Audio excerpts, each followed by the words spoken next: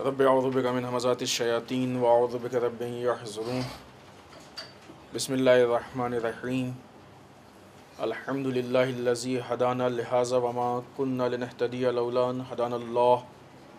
لقد جاءت رسل ربنا بالحق والصلاة والسلام علی سید اسلم ما فی الوجود سر اللہ کل موجود نقطۃ دائرۃ الوجود صاحب لواء الحمد والمقام المحمود سید عن المجدد والمصطفى الامجد باب القاسم محمد. اللهم صل على محمد وآل محمد والصلاة والسلام علی آلہ الطیبین الطاہرین المعصومین المظلومین ولعنۃ الدائمۃ الباقیۃ علی اعدائہم اجمعین من الآن إلى قیام یوم الدین.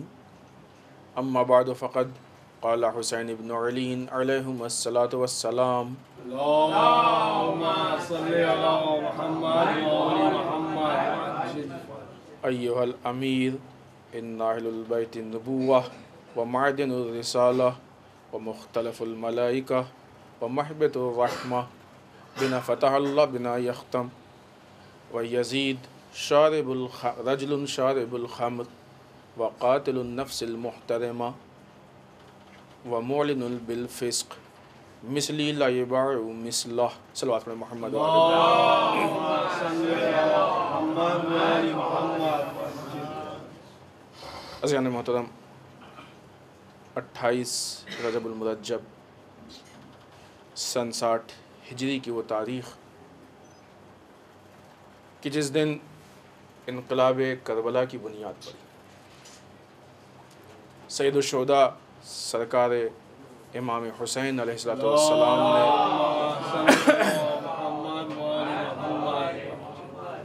اپنے وطن مدینے کو خیر آباد کہا اور وہاں سے مکے اور مکے سے کوفے کی طرف نکلے اور راستے میں آپ کو گھیر کے کربلا لایا گیا. یہ آغاز قیام ہے، یہ وہ تاریخ ہے کہ جو آغاز کربلا ہے. یہ وہ تاریخ ہے کہ جو ہم کو درس دیتی ہے کہ حق کو باطل کے سامنے خاموش نہیں بیٹھنا چاہیے. یہ وہ تاریخ ہے کہ جو ہم کو درس دیتی ہے کہ کبھی حکومتوں سے نہیں ڈرنا چاہیے. یہ تاریخ ہمیں بتاتی ہے کہ کبھی ظالم حکومتوں کے آگے سر کو نہیں جھکانا چاہیے. یہ تاریخ ہم کو بتاتی ہے کہ کبھی اپنی طاقت کو حق پہ ہوتے ہوئے کم نہیں سمجھنا چاہیے. یہ تاریخ ہم کو بتاتی ہے کہ وقت کے امام، قائد اور ہادی کے متعلق اپنی ذمہ داریوں کو مکمل طریقے سے نبھانا چاہیے. کربلا ایک فکر کا نام ہے، کربلا شعور کا نام ہے، کربلا اس نعمت کا نام ہے کہ جس کی یاد کی وجہ سے ہمارا دین ایک نسل سے دوسری نسل میں منتقل ہوتا ہے. اگر صحیح طریقے سے عزاداری کی جائے تو دین بھی محفوظ ہوتا ہے، ایمان بھی محفوظ ہوتا ہے، حیات بھی محفوظ ہوتی ہے.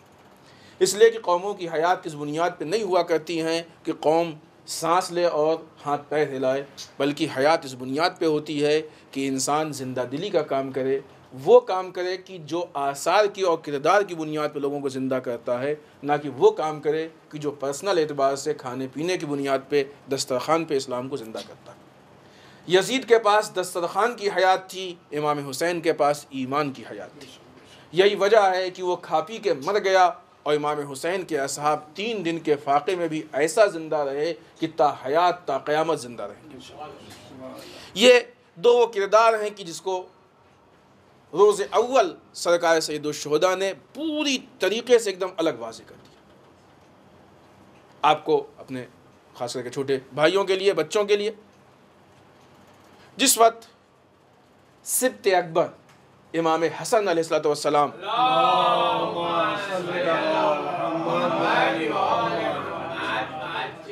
نے حاکم شام سے صلح کی، اس وقت صلح نامے کے جو شرائط تھے اس میں ایک بات یہ بھی لکھی گئی تھی کہ حاکم شام کے بعد حکومت حاکم شام کے وارث تک منتقل نہیں ہوگی، بلکہ وہ حکومت امام حسن کو دی جائے گی، اور اگر امام حسن اس وقت زندہ نہیں رہے تو جو امام حسن کا نائب یعنی امام حسین علیہ السلام ان کو یہ حکومت دی جائے.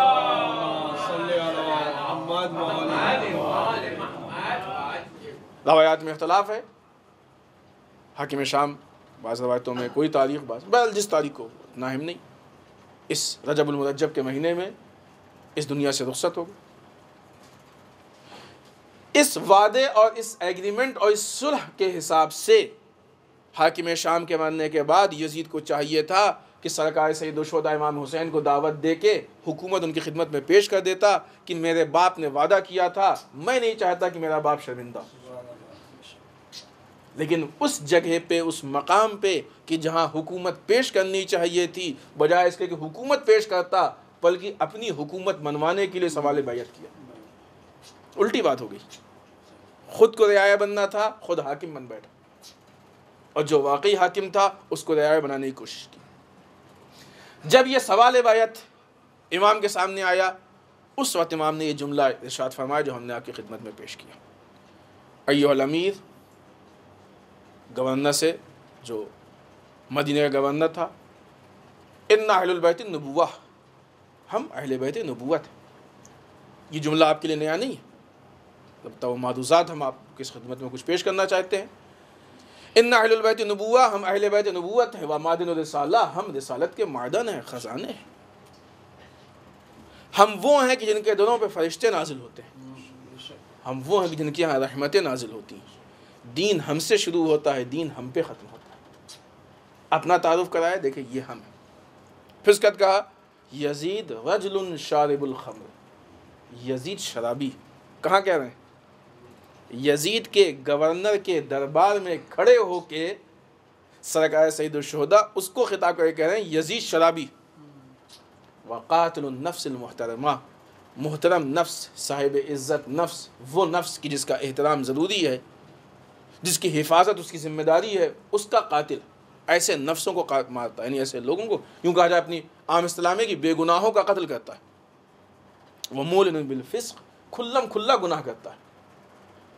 پھر اس کے بعد آپ نے کہا مثلی لا یباع مثلہ، میرے جیسا یزید جیسے کی بیعت نہیں کر سکتا۔ آئیے یہاں پہ تھوڑا سا اس پہ غور کریں کہ کیوں یہ چیز وجود میں آئی، اور اس کے بعد امام حسین نے جب انکار بیعت کر دیا۔ یہ انکار بیعت یہ نہیں کہ ہم بیعت نہیں کرتے، شاید امام حسین کہتے کہ ہم بیعت نہیں کرتے تو یہ بات بہت مجمل ہوتی، لیکن نہیں، سرکار نے سب کو سمجھایا کہ دیکھو کیوں بیعت نہیں کر رہے ہیں۔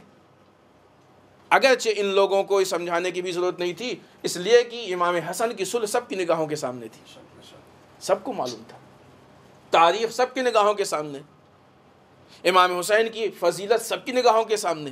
اس کے باوجود سرکار سید الشہداء نے اس پورے اپنے کردار کو، یزید کے کردار کو پیش کیا۔ اس کے بعد بھی آگے ہے کہ انشاءاللہ آنے والے وقت میں دیکھ لو گے کہ ہم دونوں میں سے، یعنی خود سرکار سید الشہداء اور یزید، کون ہے کہ جو خلافت کے لیے اور حکومت کے لیے سب سے زیادہ بہتر ہے۔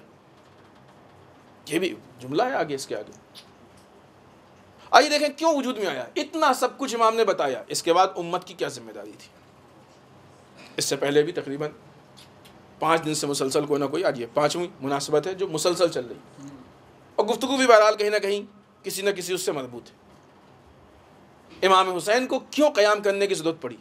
جیسے امام حسین نے انکار بیعت کیا تھا، اس انکار بیعت کے بعد پھر امت کو دلیل تھی امام کے پاس، شخصی دلیل نہیں تھی، مذہبی دلیل تھی، قومی دلیل تھی، مذہب کے آئینے میں دلیل تھی۔ اس کے بعد مسلمانوں کی یہ ذمہ داری تھی کہ سرکار سید الشہداء کے ساتھ آ کے کھڑے ہو جاتے اور کہتے کہ ہم اپنی زندگی میں یزید کو حاکم نہیں بننے دیں گے۔ کتنے لوگ کھڑے ہوئے؟ کتنوں نے قیام کیا؟ سب سے پہلی جو پرابلم پیدا ہوئی وہ یہ کہ قوم مردہ تھی۔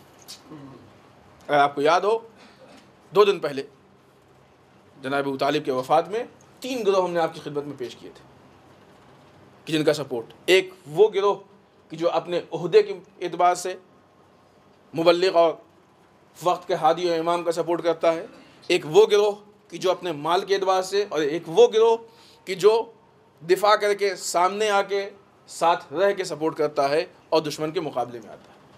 آپ دیکھیے کہ کیا ان تینوں گروہ میں سے کوئی بھی مکے میں، مدینے میں نہیں تھا اس وقت؟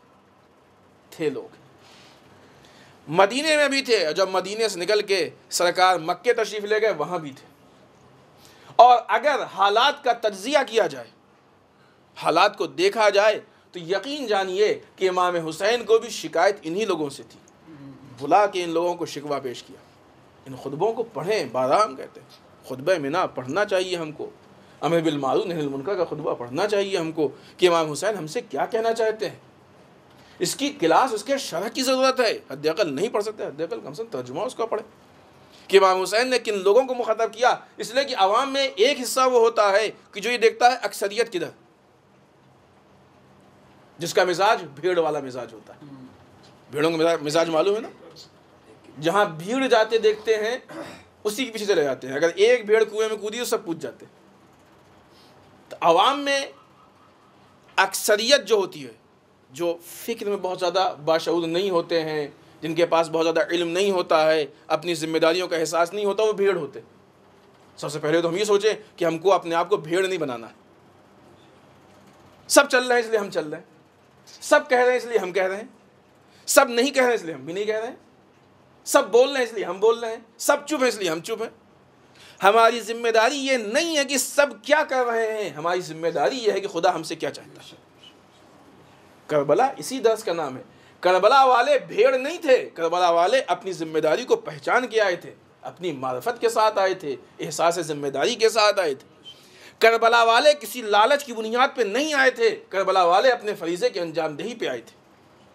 اگر آپ کو یاد ہو تو ہم نے کسی موقع پہ ایک جملہ کہا تھا کہ شب عاشور امام حسین نے جنت بانٹ دی تھی، دیکھو تمہارا مقام فلاں جگہ پہ ہے، تمہارا مقام فلاں جگہ پہ ہے۔ اب جنت کی ضمانت مل جانے کے بعد روز عاشور قربانی کا کیا سوال؟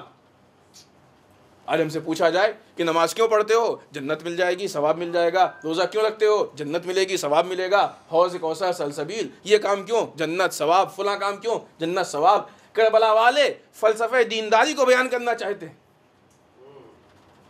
ہم یہاں کربلا میں جنت لینے نہیں آئے، ہم یہاں کربلا میں اپنے فریضے کے انجام دہی کے لیے آئے ہیں۔ جس دن ہم نے اپنے فریضے کو انجام دے دیا اس وقت جنت تو خود ہماری ملکیت ہو جائے گی۔ ملنا اور ہے، مقصد بنانا اور ہے۔ جنت اللہ والوں کی ہے، ہمیں جنت نہیں چاہیے، ہمیں رضائے پروردگار چاہیے۔ رضوان من اللہ اکبر، اللہ کی ذرا سی رضا کائنات کی سب سے بڑی چیز ہے۔ اگر یہ ذمہ داری کو انجام دینے والے مدینے میں ہوتے تو شاید امام حسین کو مدینہ ترک نہ کرنا پڑتا، مکے میں ہوتے تو شاید کوفے کی طرف نہ جانا پڑتا، ساتھ میں ہوتے تو شاید کوفے سے کوئی روک نہ پاتا، شاید جناب مسلم کوفے میں شہید نہ ہو پاتے، اور شاید کربلا کی تاریخ عجب رنگ میں اور اپنے نتیجے کو بدل چکی ہوتی۔ لیکن مشکل یہ ہے کہ وہ جو حدیثوں کے خلاف سازش ہوئی ہے، ابھی ایک الگ چیپٹر ہے اور اس کو ہم نہیں چھیڑنا چاہتے، صرف اشارہ کر کہ رسول کی آنکھ بند ہونے کے بعد حدیثوں پہ بین لگایا گیا، 100 سال سے زیادہ حدیثیں بین رہیں، اس بیچ میں حدیثوں کو گڑھا گیا، گڑھنے والے ایک سے ایک ماہرین تھے، اپنے حساب سے حدیثوں کو گڑھ رہے تھے، اپنے حساب سے حدیثوں کو پیش کر رہے تھے۔ اس حدیثوں کی تبدیلی نے شریعت کو بدل کے رکھ دیا، لوگوں کے مزاج کو بدل دیا۔ لوگ فریضہ شناسی نہیں جانتے تھے، وظیفہ شناسی نہیں جانتے تھے، لوگ دین کو معاملہ بنا چکے تھے، یہ کرو یہ ملے گا۔ اب یہاں پہ ایک جملہ کہیں، اس لیے کہ جب تک کوئی بات ہماری لائف سے ریلیٹڈ نہ ہو اس وقت تک ہم سے کیا فائدہ، اور کوئی ایسی بات نہیں جو ہم سے مربوط نہ ہو۔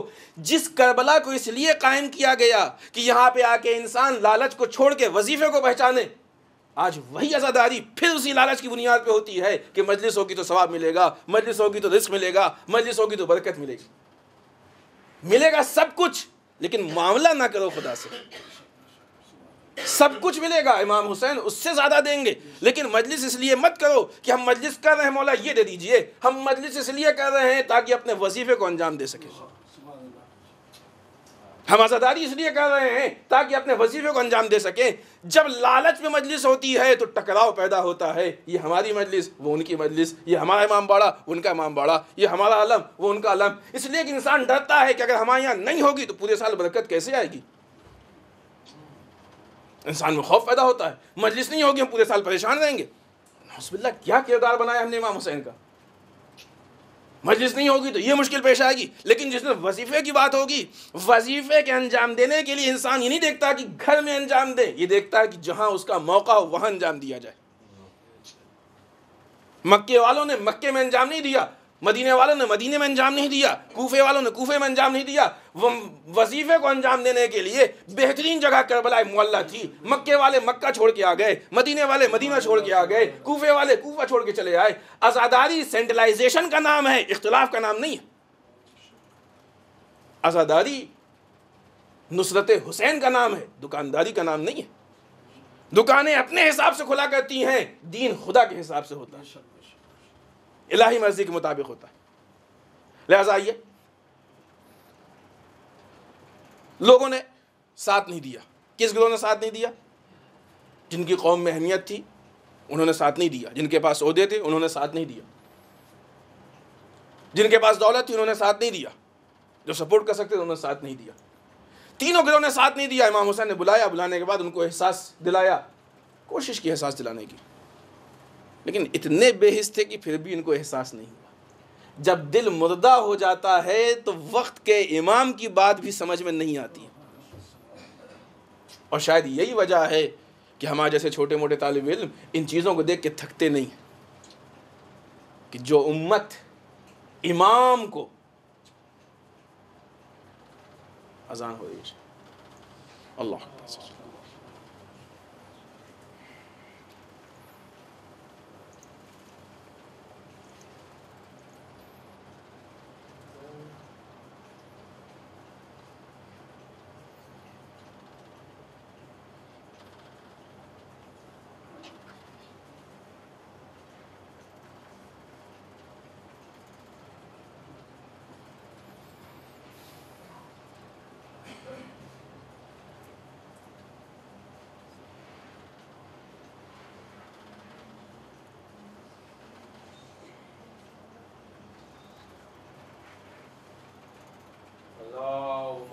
اللہم صلی علی محمد وآل محمد۔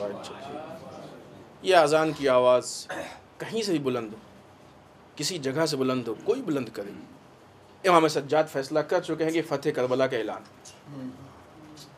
اذان اپنی پرائی نہیں ہوتی ہے، ہماری فتح کا اعلان ہم کریں تب بھی اچھا لگتا ہے، دوسرے کریں تو اور خوشی ہوتی ہے۔ اذان اذان ہے، اذان کسی مسلک کی نہیں ہے، اذان خدا کی ہے۔ کچھ چیزیں ہیں کہ جو بٹتی نہیں ہے، یہ زبردستی ہم نے بانٹا ہے۔ مسجد بٹتی نہیں ہے، اللہ کی ہے، قرآن اللہ کا ہے، نماز اللہ کی ہے، اذان اللہ کی ہے۔ خوب، آئیے جس گفتگو کو ہم آپ کے سامنے پیش کر رہے تھے، تینوں گروہوں نے امام کا ساتھ نہیں دیا۔ امام نے بلایا، بلانے کے بعد احساس دلانے کی کوشش کی، ان کے اندر احساس پیدا نہیں۔ حاکم اور رعایا، ان دونوں میں جو مشکل تھی، جو مسئلہ تھا، وہ مسئلہ کیا تھا؟ درواقع اس وقت والی وہ امت اور وہ حاکم یہ چاہتا تھا کہ ہم جو چاہیں وہی ہو۔ کل کی گفتگو، قومی جگہ پہ بیٹھ کے پرسنل کام کرنا چاہتا تھا، جو ہم چاہیں۔ لہذا اس نے کیا اپنے حساب سے، جب تک رہا بہت کچھ کیا، اس نے اسلام کی بہت توہین کی، بہت اسلام کو نقصان پہنچایا، کئی اعتبار سے نقصان پہنچایا، وہ ساری چیزیں ذکر ہوتی رہتی ہیں۔ یزید نے کیا کیا اسلام کو نقصان پہنچایا۔ دوسرے اعتبار سے دیکھیں، یزید وہ تھا، اب تک کے لوگ جو کچھ غلط کرتے تھے لیکن کسی نہ کسی طریقے سے اس کو کھینچ تان کے کہیں سے دین کا نام دینے کی کوشش کرتے تھے۔ یزید وہ تھا، کہتا تھا نہیں کوئی تو وحی ہوئی کچھ ہے ہی نہیں، یہ سب تو نعوذ باللہ معاذ اللہ بنی ہاشم کا کھیل ہے، کوئی وحی نازل نہیں ہوئی، یہ بنی ہاشم کا کھیل۔ یہ جملے یزید کے بہت اہم ہیں، کہ اس سے معلوم ہوتا ہے کہ وہ یا اس سے متعلق افراد کس فکر والے ہیں، کیا چاہتے تھے۔ ایک، امت کی مشکل کیا تھی؟ امت کی مشکل یہ تھی کہ وہ آسانی ڈھونڈ رہی تھی۔ ہے یہ چیز آج بھی ہمارے بیچ میں ہے، انصاف سے اگر ہم بات کریں تو یہ چیز ہمارے بیچ میں آج بھی ہے۔ امت کی مشکل یہ تھی کہ وہ دین میں آسانی ڈھونڈ رہی تھی۔ لہٰذا ایک جملہ ہم کہیں کہ جو کہ متضاد چیز ہے، لیکن کیا کیا جائے، امت سیکولر دین ڈھونڈ رہی تھی۔ سیکولرزم کس کو کہتے ہیں؟ یا تو سارے دینوں کو جمع کر لو یا کوئی دین نہیں، بہت سے معنی ہیں سیکولر کے، ہم کو کسی دین سے کوئی تعلق نہیں، یا سارے دین نہ وہ ہے جو سب دین کو جمع کر لے، نہ دین وہ ہے جس میں کوئی دین نہ ہو۔ دین خود ایک چیز ہے، خود ایک راستہ ہے۔ امت وہ چاہ رہی تھی کہ ہم جو کریں اس کو دین کے آئینے میں صحیح سمجھ لیں۔ اگر کربلا نہیں چاہتے ہیں تو یہی کربلا جانا نہیں چاہتے تو یہی ہماری دینداری ہو۔ آپ دیکھیں کہ ان چیزوں کی بنیاد کہاں پہ ڈالی گئی اور کس طریقے سے ڈالی گئی۔ امام حسین نے پہلے اپنے کو یزید کو پہچنوایا، پھر اس کا پہچنوانے کے بعد کہا کہ اس معیار کے مطابق آنے کے بعد اب حسین ابن علی یہ فیصلہ کرتا ہے کہ میں یزید جیسے کی جنگ نہیں کر سکتا، یزید جیسے کی بیعت نہیں کر سکتا۔ کیا مطلب؟ اب اگر تم ہمارے راستے پہ نہیں آ رہے ہو تو جس چیز کو بھی تم دین سمجھتے ہو یہ تمہاری نگاہ میں دین جیسی چیز تو ہوگی، دین نہیں ہو سکتا۔ ہم وہ ہیں کہ جو اہل بیت نبوت ہیں، ہم وہ ہیں کہ جو مادن رسالت ہیں، ہم وہ ہیں کہ جہاں ملائکہ نازل ہوتے ہیں، جہاں رحمتیں نازل، دین ہم سے شروع ہوتا ہے، ہم پہ ختم ہوتا ہے، دین ہمارے پاس ہے۔ ہم کو چھوڑ کے تم دین کہاں ڈھونڈو گے؟ یزید شرابی، یزید قاتل، یزید کھلم کھلا گناہ کرنے والا، پھر کہا کہ میرے جیسے یزید جیسے کی بیعت نہیں کر سکتے۔ یعنی امام حسین بتانا چاہتے ہیں کہ یہ مت سمجھنا کہ یہ مسئلہ آج کا مسئلہ، یہ مشکل آج کی ہے۔ سوال اس بات پہ اس سے پہلے روشنی ڈالی چکی ہے، آئیے آج دوسرے اینگل سے تاکہ اپنی آگے کی بات پیش کریں۔ سوال امام حسین سے ہے بیعت کا، امام حسین جواب قیامت تک کا دے رہے ہیں۔ آپ بیعت کیجئے، یہ نہیں کہہ رہے ہیں ہم بیعت نہیں، ہمارے جیسا یزید جیسے کی بیعت نہیں کر سکتا ہے۔ یعنی معلوم یہ ہوا کہ یہ جو دین میں آسانی پیدا کرنے کی کوشش کی جا رہی ہے، دین کو تبدیل کرنے کی کوشش کی جا رہی ہے، پرسنل معاملات میں دین کو یوز کرنے کی کوشش کی جا رہی ہے، دین کو اپنا پرسنل بنانے کی کوشش کی جا رہی ہے، یہ مشکل آج کی تاریخ سے مخصوص نہیں ہے، یہ وہ مشکل ہے جو ہمیشہ باقی رہے گی۔ جب تک یہ مشکل باقی رہے گی، ہر حسینی کی ذمہ داری یہ ہے کہ اس کے مقابلے میں قیام کر کے تاریخ حسین ابن علی کو زندہ کر کے بتا دے کہ کربلا وہ ہے کہ جو دین میں کسی غلطی کو برداشت نہیں کر سکتا، اور کربلائی وہ ہے کہ جو ہر غلطی کے خلاف آواز اٹھا دے۔ اسی لیے ہمارے حوالے یہ اتنا اہم جملہ کیا گیا ہے، کلو یوم عاشورا کلو ارض کربلا، اس لیے کہ مسائل روز پیش آنے والے ہیں، ہر جگہ پیش آنے والے ہیں، جہاں پیش آئے گا اس جگہ کا نام کربلا ہے، جس دن پیش آئے اس دن کا نام عاشورا ہے۔ در واقع یہ جملہ اس جملے سے نکل رہا، لہذا اب یہ صفات بیان کیے تاکہ آنے والی امت کو، اس وقت کون یزید کو نہیں پہچانتا تھا، لیکن امام حسین نے اپنی زبان اقدس سے ان صفات کو نقل کر کے بتا دیا کہ دیکھو آج کا یزید تو ہم بتائے دے رہے ہیں، یہ اسلام میں اکثر مشکلات ہیں، ہم لوگ کسی ایک خاص شخصیت کو لے کے اسی پہ ٹھہر جاتے ہیں، اس کے بعد والے کو نہیں دیکھتے۔ یعنی پرابلم کردار سے کم ہوتی ہے، نام سے زیادہ ہوتی، فلاں پہ لعنت، فلاں پہ فلاں پہ فلاں پہ، اور آخر میں آ کے یزید پہ۔ انصاف سے بتائیے کہ اس کے بعد کے ائمہ کے قاتلوں کو کون پہچانتا ہے؟ یزید بنی عباس کو کون پہچانتا ہے؟ 11 امام تک سب شہید ہوئے، کس نے قتل کیا؟ اور کیا اس کے بعد یزیدیت کا سلسلہ ختم ہو گیا، دنیا یزید سے پاک ہو گئی؟ امام بتانا چاہتے ہیں کہ دیکھو نام یزید کے لیے لکیر کے فقیر مت بننا، ہم تمہیں صفات یزید بتا رہے ہیں۔ اپنے زمانے میں ان صفات کو دیکھنا، جہاں یہ صفات پائے جائیں وہ اس لیے کہ زمانہ کوئی بھی ہو لیکن یزید سے خالی نہیں ہوگا، جب تک شیطان زندہ ہے شیطنت باقی رہے گی۔ ہم یہ نہیں کہہ رہے ہیں کہ تم کو اس یزید سے لڑنا ہے، ہم یہ کہہ رہے ہیں اس کے جیسوں سے لڑنا۔ آج ہمارے ساتھ دینے والے اس سے لڑیں گے، لیکن کل جو یہ چاہتا ہے کہ ہم امام حسین کی نصرت کریں تو یہ مت سمجھو کہ ہماری نصرت کا دروازہ بند ہو گیا ہے، یہ دروازہ ایسا کھلا ہے جو قیامت تک باقی رہے گا۔ اپنے زمانے میں جب بھی ہماری نصرت کرنے کا دل چاہ جائے، اپنے زمانے کے یزید کو پہچان لینا، اس کے مقابلے میں کھڑے ہو جانا، یہی نصرت حسین ہے، یہی تحریک کربلا ہے، یہی قیام امام حسین۔ آج ہم لوگ شب جمعہ پڑھتے ہیں نہیں، یا لیتنی کنتو معکم، شہدائے کربلا کاش ہم آپ کے ساتھ ہوتے، ہو سکتے ہیں ساتھ۔ آج وہی کام جو شہدائے کربلا نے کیا ہے، انہی کام کو انجام دے کے ہم شہدائے کربلا کے ساتھ ہو سکتے ہیں۔ یعنی معلوم یہ ہوا کہ عزاداری حیات کا نام ہے، عزاداری قیام کا نام ہے، عزاداری باطل کے خلاف آواز اٹھانے کا نام ہے، عزاداری رسم کا نام نہیں ہے، عزاداری کسی خاص پیٹرن کا نام نہیں ہے، کسی خاص طریقے کا نام نہیں ہے، اپنے وقت کے یزید سے لڑنے کا نام عزاداری ہے۔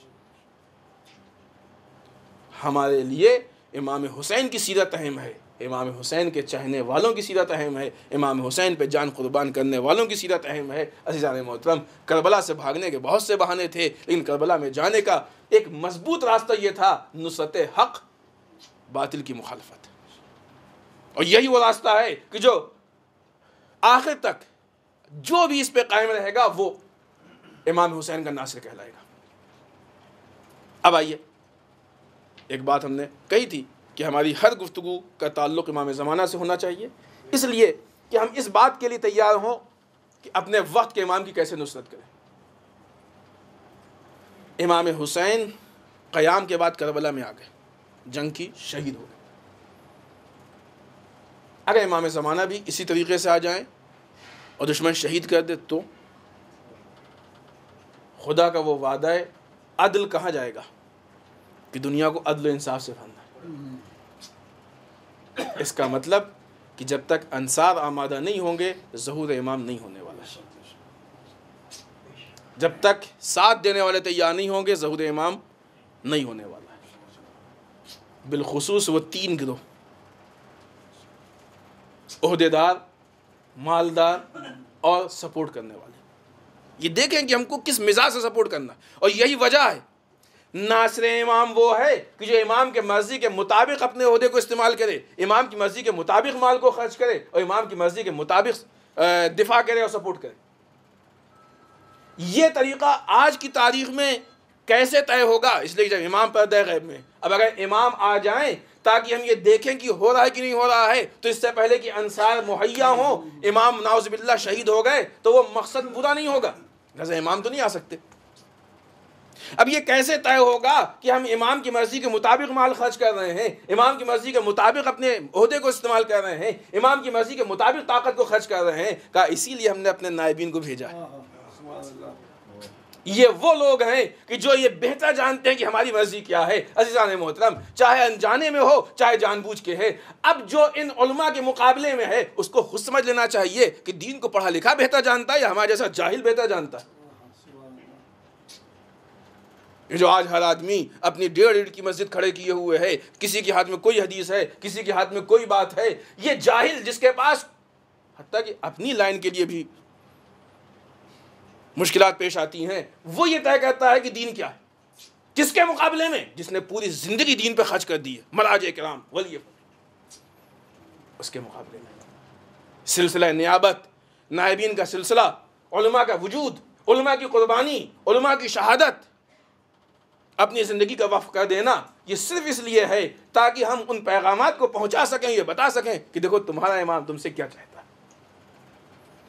اب اگر ایک انسان کو واقعی سچا کربلائی، سچا کربلائی کون ہے؟ سچا کربلائی وہ نہیں ہے جو یہ طے کرے کہ ہمیں کیا کرنا ہے، سچا کربلائی وہ ہے جو یہ دیکھے کہ امام کیا چاہتے ہیں۔ کوفے والے خود سے طے کر کے یہ بیٹھ گئے کہ ہم نہیں جا سکتے، امام سجاد نے ڈانٹ دیا، جو چلے گئے ان کا استقبال کیا گیا۔ اپنی مرضی سے بات کو اور مراحل کو طے کرنے والا مزاج کوفے پہ عمل کر رہا ہے، امام کی مرضی کے مطابق قدم نکالنے والا اطاعت اور ولایت کے مزاج پہ عمل کر رہا ہے۔ کربلا اس پیغام کا نام ہے۔ ان مجلسوں سے ہم کو یہ درس ملنا چاہیے۔ لہذا ہماری یہ ذمہ داری یہ ہے کہ ہم یہ دیکھیں کہ ہمارے وقت کا عالم ہم سے کیا چاہتا ہے۔ آج بہت سارے ایسے مسائل ہیں، علماء کچھ کہتے ہیں، امت کچھ کہتی ہے، مقابلے میں کہتی ہے، بہت ساری چیزیں۔ ہمارا مزاج یہ ہونا چاہیے کہ ہم یہ دیکھیں کہ ہمارا مرجع ہم سے کیا چاہتا ہے، وقت کا عالم ہم سے کیا چاہتا ہے۔ یہی انسان کی حق۔ آخر میں ایک جملہ اور آپ کی زحمت تمام، دامن وقت میں گنجائش نہیں۔ ہم یہ دیکھیں جب مجلس حسین، مجلس بیداری کے لیے ہے نا، درس حسین کے لیے، تحریک حسینیت کی دعوت کے لیے، ہم یہ دیکھیں کہ مجلس کے بعد ہم میں تبدیلی پیدا ہوئی کہ نہیں ہوئی۔ یہ امتحان لینا ضروری ہے، کتنی تبدیلی پیدا ہوئی۔ اتنی مجلس ہیں کہ اس کے حساب سے کتنی تبدیلی ہوئی، کس اعتبار سے؟ کیونکہ مجلسوں میں روحانی تبدیلی ہونا ہے، معنوی تبدیلی ہونا ہے۔ لوگوں کو یہ کہہ دینے سے کہ بہت اچھی مجلس ہے، اس سے کوئی تبدیلی نہیں ہوتی ہے۔ ماشاءاللہ آپ کی مجلس ہوئی، بہت سے لوگ آئے، خدا کو جزائے خیر دے، یہ تبدیلی کا نام نہیں ہے۔ تبدیلی یہ کہ اس مجلس نے ہمارے وجود میں کیا فرق پیدا کیا۔ اگر یہ فرق آ رہا ہے اور یہ اس راستے پہ ہے جو سرکار سید الشہداء کا راستہ ہے، تو یہ واقعی وہ مجلس ہے کہ جو یاد کربلا ہے اور یاد حسین ہے اور پیغام کربلا ہے۔ یہ وہ مجلس ہے کہ جو ہم کو راہ حق تک پہنچائے گی۔ عزیزان محترم، آنے والی کل کی وہ تاریخ ہے کہ جس دن امام حسین نے اسلام کے تحفظ کے لیے اپنے اہل و عیال کے ساتھ مدینے کو خیر آباد کہہ دیا۔ روایت میں ہے کہ راوی کہتا ہے کہ ہم مدینے میں داخل ہوئے، ہم نے دیکھا کہ پورے مدینے میں سناٹا ہے۔ ہم چلتے ہوئے محلہ بنی ہاشم کی طرف گئے، کیا دیکھتے ہیں کہ مدینے والے محلہ بنی ہاشم میں جمع۔ کسی سے پوچھا کیا بات ہے، آج مدینے میں کون سی ایسی انہونی ہوئی ہے کہ سارے مدینے والے محلہ بنی ہاشم میں جمع ہیں؟ لوگوں نے جواب دیا کہ آج حسین ابن علی مدینے کو ترک کر کے خیر آباد کہہ کے مدینے سے باہر نکل رہے ہیں، سارے اہل مدینہ حسین ابن علی کو خدا حافظی کہنے کے لیے جمع ہیں۔ ہم بھی جا کے ان اہل مدینہ میں کھڑے ہو گئے۔ تھوڑی دیر بعد منادی نے آواز دی، اے نامحرمو اپنی نگاہوں کو نیچا کر لو، اس لیے کہ لیلا نکلنے والی ہیں۔ نامحرموں نے نگاہوں کو نیچا کیا، علی اکبر آگے بڑھے، اپنی ماں کو سہارا دیا، ناقے پہ سوار کیا۔ منادی آواز دیتا رہا، نامحرم نگاہوں کو نیچا کرتے رہے، ایک ایک بیوی آ کے محمل میں سوار ہوتی رہی۔ ایک مرتبہ منادی نے آواز دیا، اے نامحرمو یہاں سے دور چلے جاؤ، اس لیے کہ اب علی کی بیٹی ثانیہ زہرا زینب نکلنے والی۔ اتنا سننا تھا کہ حسین اپنی کرسی سے کھڑے ہو گئے، ایک طرف سے علی اکبر بڑھے، ایک طرف سے قاسم بڑھے، اون و محمد آگے بڑھے، عباس آگے بڑھے، کسی نے محمل کے پردے کو اٹھایا، کسی نے سہارا دیا، بڑے شان سے زینب کو سوار کیا گیا۔ عزیزان محترم، آپ کی آوازیں بلند ہو گئی، خدا ان آوازوں پر رحمت نازل کرے۔ یقیناً آپ کی نگاہ، آپ کا تصور اس مقام پہ پہنچ گیا کہ آج زینب جب مدینے سے نکل رہی ہے، کتنے احترام سے زینب کو سوار کیا گیا۔ ہائے وہ 11 محرم کی تاریخ، یک و تنہا کربلا میں زینب، اے بیبیاں آؤ آؤ، زینب آج تم کو سوار کرتی ہے۔ زینب نے رباب کو سوار کیا، زینب نے ام لیلہ کو سوار کیا، زینب نے ام کلثوم کو سوار کیا۔ ایک ایک بیوی کو سوار کرنے کے بعد زینب ایک مرتبہ اس مقتل میں کھڑی چاروں طرف دیکھ رہی ہیں، آئے ہے کوئی جو زینب کو سوار کرے۔ 2 جگہوں پہ سوار کرنے کے متعلق روایتیں ہیں۔ ایک وہ جگہ کہ شہید کربلا حسین ابن علی نے ہر شہید کو سوار کیا، لیکن جب حسین کے سوار ہونے کی بات آئی تو کوئی نہیں تھا جو آ کے حسین کو سہارا دیتا۔ لیکن ہاں، جب حسین ابن علی نے دائیں بائیں نگاہ کی، فرات کی طرف نگاہ کی کہ کوئی ہے جو حسین کو سوار کرے، ایک مرتبہ ماں کی بیٹی زینب حسین کے اس مزاج کو سمجھ گئی، اے بھیا کوئی نہیں ہے، زینب تمہیں سوار کرے گی۔ لیکن ہائے، اب جب زینب کے سوار ہونے کی بات ہے تو کون ہے کہ جو زینب کو سوار کرے؟ ایک مرتبہ جب نے آواز دی ہوگی، اے بھیا عباس، کیا مدینے سے ایسے ہی لائے تھے؟ اے بھیا عباس، آج زینب کو کون سوار کرے گا؟ تم نہر کے کنارے سوئے ہو، زینب کیسے جائے گی؟ ہاں زادارو، جس زینب کو اتنے اہتمام سے لایا گیا تھا، آج وہ قافلہ اسیروں کی شکل میں، سر پہ ردا نہیں، اسیروں کی شکل میں قیدیوں کی طرح لے جایا جا رہا ہے۔ جیسے ہی قافلہ آگے بڑھا، لوگوں نے نگاہ کی، کیا دیکھا کہ کچھ جنازے پڑے ہوئے ہیں جس میں سر نہیں ہے۔ ایک مرتبہ پھر بیویوں نے اپنے آپ کو گرانا شروع کر دیا۔ ہاں زادارو، جب قافلہ آگے بڑھا تھا تو مدینہ والوں نے خدا حافظی کہی تھی، ہائے اب جو قافلہ آگے بڑھ رہا ہے تو کچھ بہتے ہوئے خون کو دیکھا، کچھ جنازوں کو دیکھا، کچھ پائمال لاشوں کو دیکھا۔ زینب اس شان سے کربلا سے رخصت ہوئی۔ انا للہ و انا الیہ راجعون، رضا بقضائہ و تسلیما بامرہ۔ الہی بحق الزہرا و ابیہا و بعلہا و بنیہا، پالنے والے اس مختصر سی عزا کو قبول فرما، پالنے والے ہم سب کو اعمال صالحہ کی توفیق عنایت فرما، بار اللہ اعمال قبیحہ سے محفوظ رکھ، بار اللہ ہمارے گناہوں کو بخش، بار اللہ ہمارے مرحومین کو بخش، پالنے والے اسلام و مسلمین کی حفاظت فرما، بار اللہ دشمنان اسلام کو نیست و نابود کر، بار اللہ جو پریشان حال ان کی پریشانیوں کو دور فرما، بار اللہ جو لا ولد ان کو اولاد صالح عنایت فرما، بالا ہمارے علماء کا سایہ ہمارے سروں پہ باقی رکھے، بالا رہبر و مراجع کو طول عمر عنایت فرما، بالا امام کے ظہور میں تعجیل فرما، ہم ان کے عون و انصار میں شریک ہونے کی توفیق عنایت فرما۔ ربنا تقبل منا انک انت السمیع العلیم